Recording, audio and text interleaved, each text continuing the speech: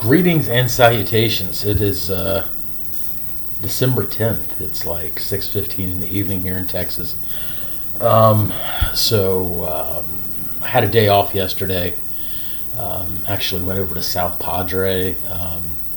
Got out on the beach. That was kind of cool. On the way out there, I was going past the SpaceX site, and there was a whole bunch of people parked on the side of the road, all looking the same direction. So I pull over and I start texting friends. I was like, hey, is SpaceX doing anything today?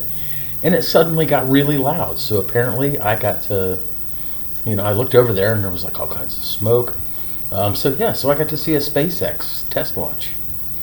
And then I think that I probably saw the SpaceX landing that went, I guess, sort of wrong. I don't know. I was very far away. I heard loud noises and saw lots of smoke, and that's about all I could see. But so hey, my one day off was pretty eventful and interesting. So we had that going for us. But yeah, so I'm still here in South Texas, still doing the whole COVID thing, and today is all kinds of eventful. And what I wanted to do a really quick video about is the fact that one of the first vaccines, which is coming to market just within the last couple of hours, received emergency approval. And this is a big deal. So I wanted to talk a little bit about that. I've seen friends at home who have posted things about the vaccine, and some of the replies and the responses that I have seen on some of these posts have been disturbing. There are people who think that this is going to alter our DNA, that this implants microchips into people.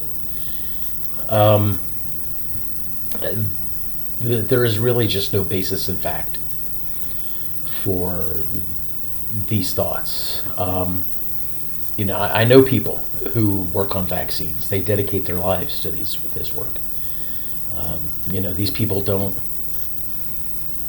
drive, 10-year-old cars with 150,000 miles and pay off huge amounts of student loan debt and toil in obscurity so they can poison you, alter your DNA, or microchip you.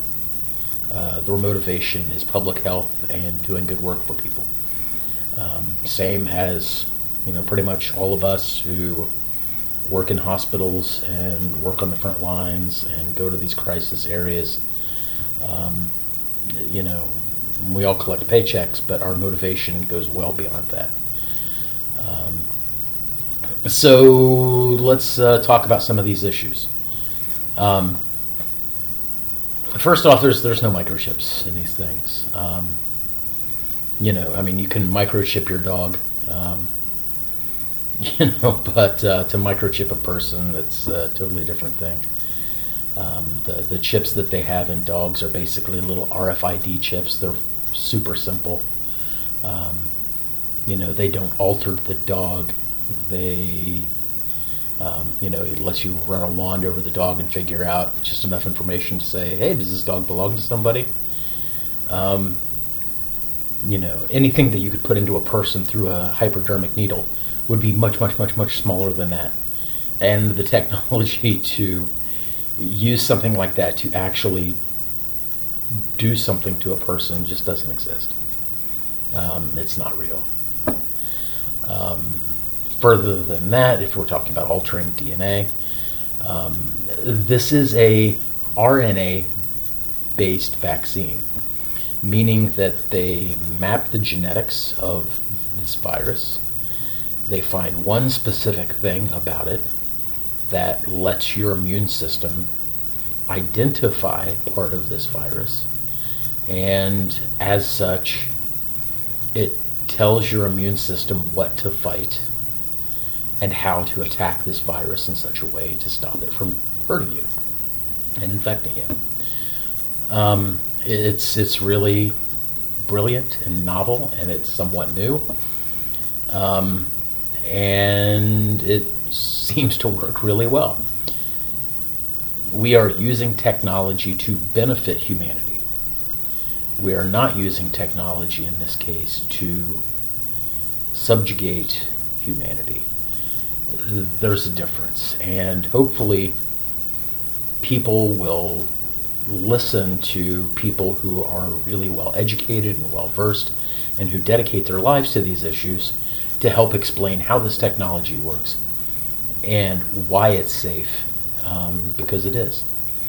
And I assure you, if I saw anything in this that scared me or made me think that this was going to harm my children or harm somebody I love, I got a big mouth. I would scream about it really loudly. And I just don't see anything that makes me think that this is anything other than good science, good public health, and good medicine. And when it's available, I'm going to get it. When it's appropriate for my kids, I'm going to have them get it. For people I love and I care about, I'm going to recommend to them that they get it. Other interesting thing, from England, first day, they give thousands and thousands of these vaccines, and there are reports of 2, possibly a third, instance of allergic reactions. And I do use air quotes there for a reason. I can tell you that in pretty much 20 years of emergency medicine, the numbers of times that I have seen true, full-blown, dangerous anaphylactic reactions, it's exceptionally rare. I have seen far more cases of other things like angioedema, other kind of severe oddball things that you just don't hear about commonly. I've seen a lot of these things more frequently than I see these severe anaphylactic reactions. So what does that mean? Many of the things that we in the public see and hear and have reactions to about allergic reactions,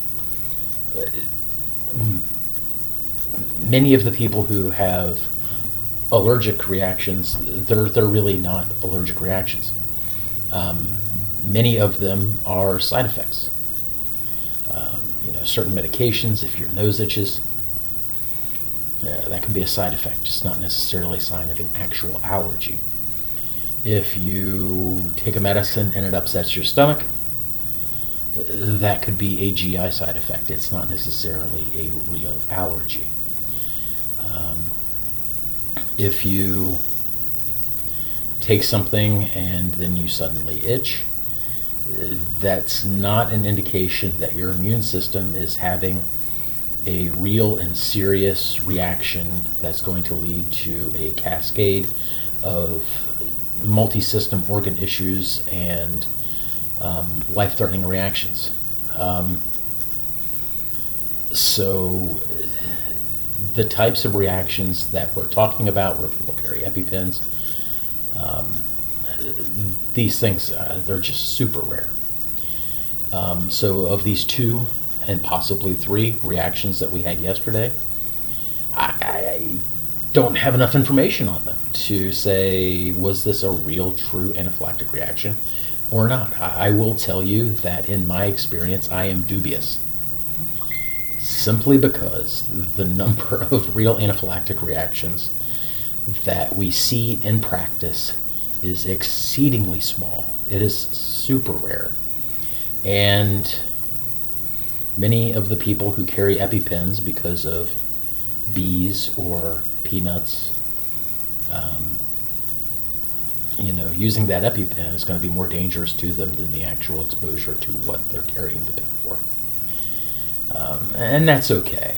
It doesn't necessarily hurt anybody that they're doing that. So what does this mean for that vaccine? And this is the more important thing. Pfizer's literature, this was actually studied, and this was actually in their study of their vaccine. They did witness allergic reactions in the vaccine. but they saw almost exactly the same instance of allergic reactions in the placebo that was given. And this is telling. That is the interesting bit of information.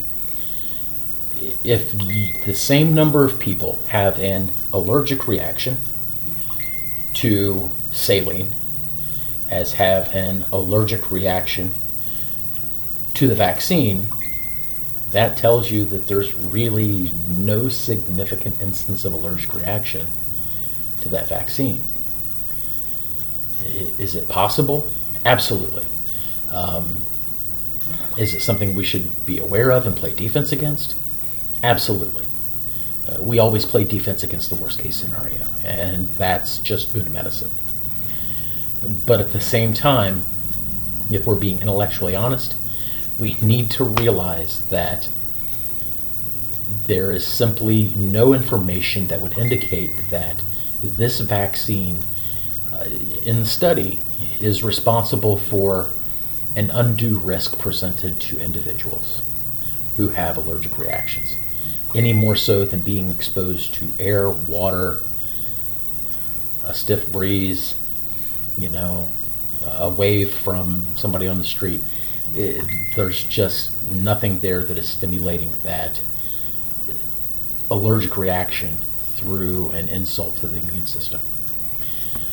So this is really good news. And sadly, the media is covering this in such a way that they're talking about the severe allergic reaction. And yes, we in the medical community need to be aware of that. We need to identify that. We need to look at that. We need to be aware of that.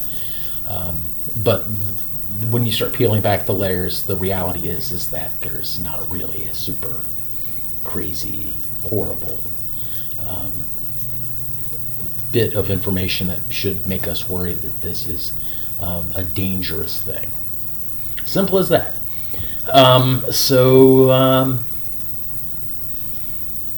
Keep asking those questions. Keep looking at the information. But hopefully you and everybody around you and our communities are going to see this vaccine as a positive thing that is worthy of taking, and we should adopt it widely because we all want to get back to normal. I want to stop living out of a hotel room. I want to stop living in masks. I'm tired of seeing people who are as sick as we are seeing them. And the more we work together, the more closely we follow some of these recommendations, the sooner we get everybody vaccinated and up to speed, the better off we all are.